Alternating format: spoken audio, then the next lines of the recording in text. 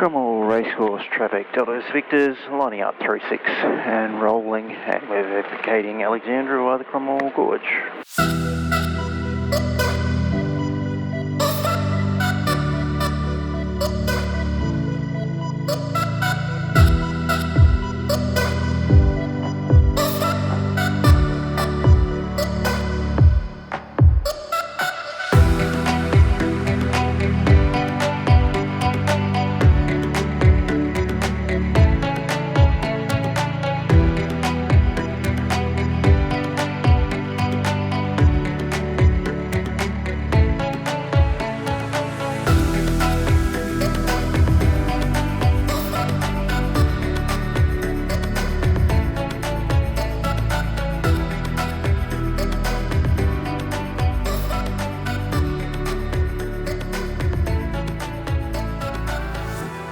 Alrighty, thanks a lot for coming on for another flight. So, yeah, the title, it's no, it's not clickbait. Unfortunately, or not unfortunately, but I think it's time to sell my baby. My 1975 Cessna U206F, so Delta Whiskey Victor.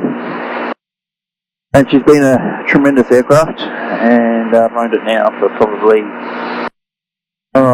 3 years, I'd say. I probably put close to 300 hours on it. And at the time when we were looking at upgrading from that 172, we were wanting to get something bigger, obviously a bit more stable. I had plans of doing a bit more flying trips and stuff, and I've done some mountain bike trips with mates, golfing trips, few family trips, things like that, where we're loading up the plane and utilising the room. Haven't used the 6 seats very often, probably once or twice, maybe 3 times over the whole time, but essentially, yeah, you're loading up the weight and room more so than the actual weight, the volume of, with push bikes and things like that.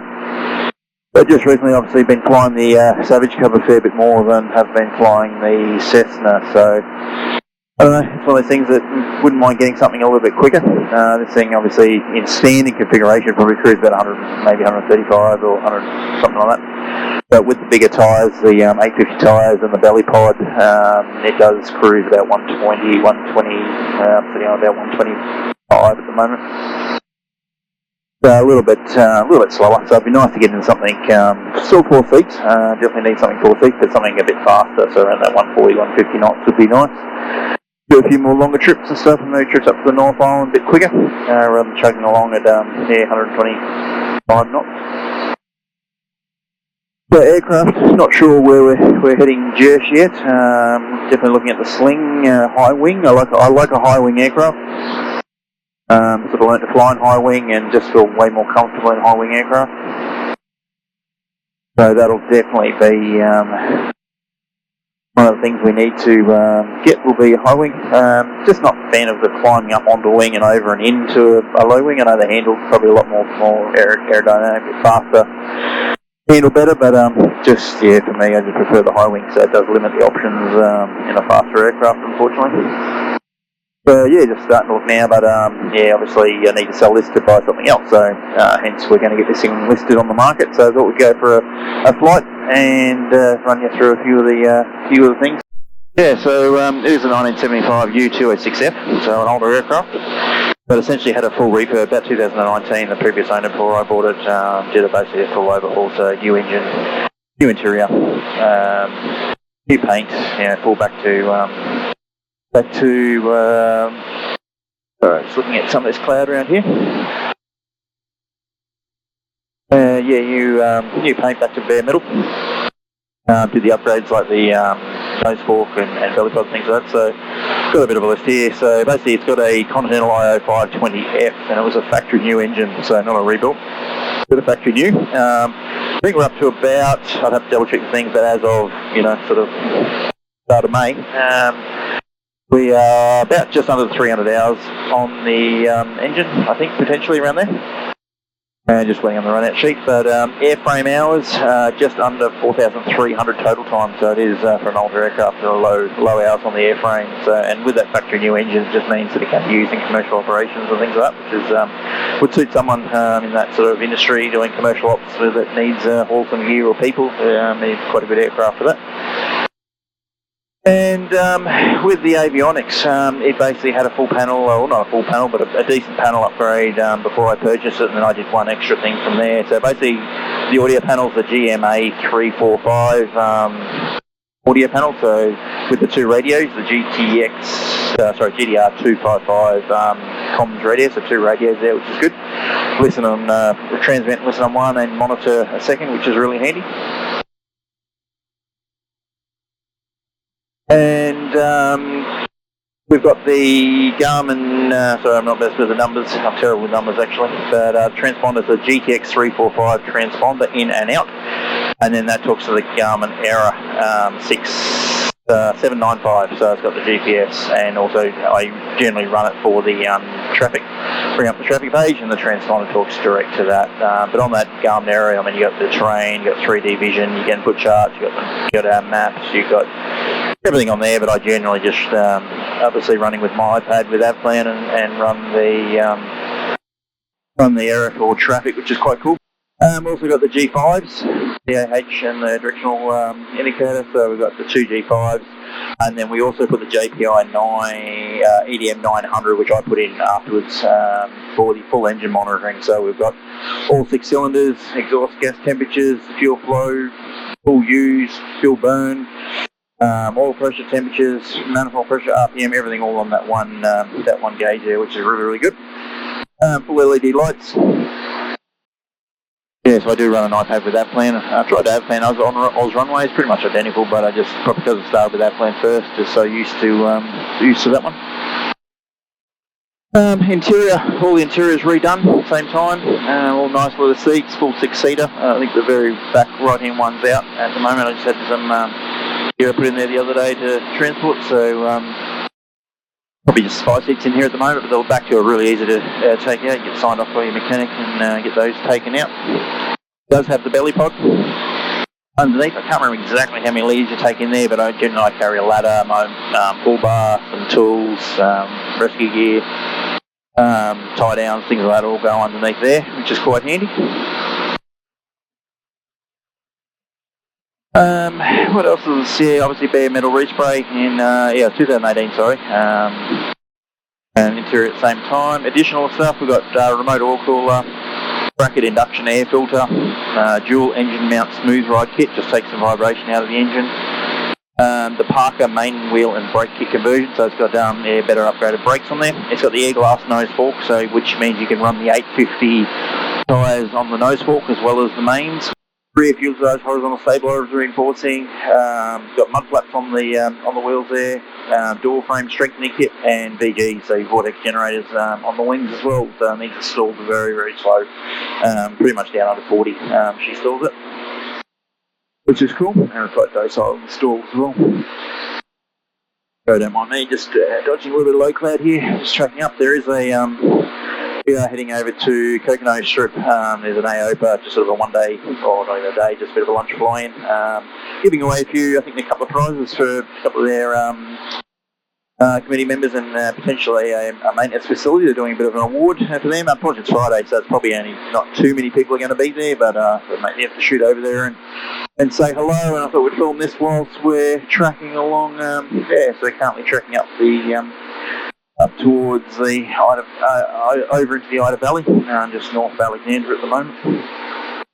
So about 15 miles north of Alex, and then we'll drop over this into the Idaburn, through Wedderburn, and then across to Cocono, west of Cocono, so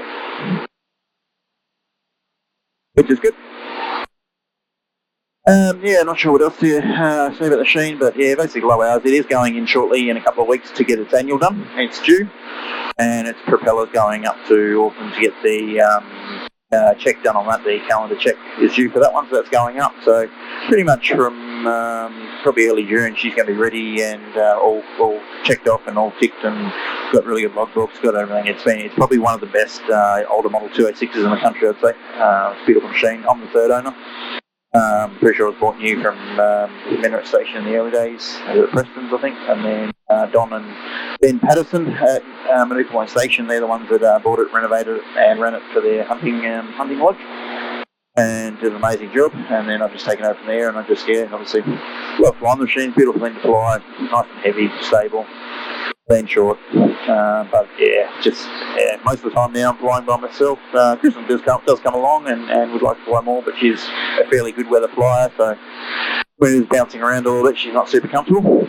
So might as well try and downsize, and I still want the 4-seat capacity, but definitely want something a bit faster. I've got obviously the Savage Cub, did all the fun slow flying and stuff nowadays, so this one doesn't get used as much as it should get used and needs to get used. So that's pretty much it. If you're interested in it, sing out. I've got my email in the my bio, and I'll check out the email in the link below as well.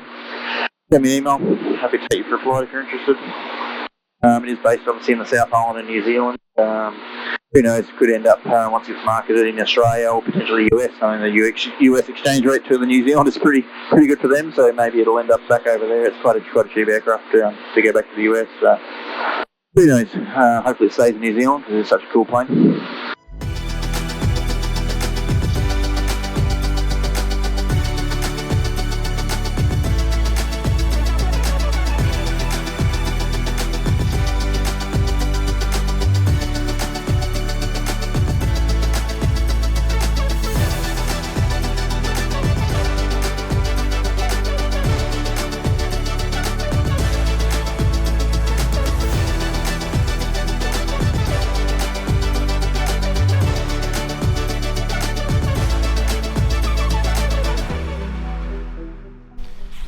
So landed at Cocono, first one in, and then Murray obviously was here. He drove up, I think from Ranfurly, and then we just had one more land, Sean from over in Wanaka, and I think there's a couple more coming, but yeah, obviously with the weather, just that sort of low cloud hanging around, it's probably stopping a few people coming from further afield, but we'll grab a cup of tea, and I think Christian gave me a call for keen to go for a bit of a flight, so I might head back that way and then take her out for a run, and then catch you back in the air.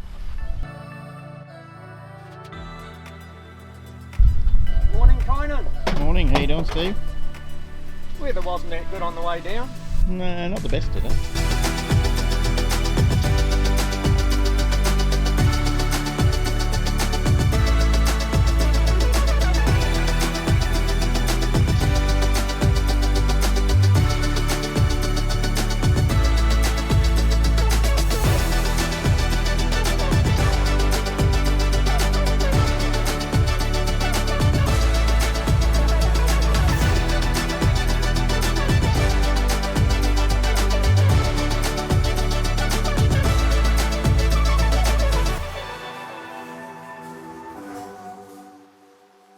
Good to be here to present John with this well-earned trophy. The AOPA member going above and beyond. The association with the executive goes back, was it 8 years? Supposed to be a compliment, by the way. Yeah. Congratulations, John. Well earned. The life members were unanimous in the support. No, I just really appreciate it. I mean, I've worked. Alrighty, so that was a bit of a lunch. That was good to tie in. I needed to obviously take the plane for a flight to show you some of the features and bits and pieces, and it was good. Obviously, John Evans got an award there and lifetime membership, I'm pretty sure. It's very, very cool for all his work he's done for the AOPA. And going to line up here. Good to go. Let's get into it. Alrighty, so thanks for coming along for another ride in the 206 Victor, and if you are interested in potentially looking at this aircraft or purchasing it, just get in touch, and hopefully we'll have it sort of live listed in the next few weeks, just deciding whether to sell it privately or through an agent and that sort of stuff, so we'll get onto that, and catch you on the next one.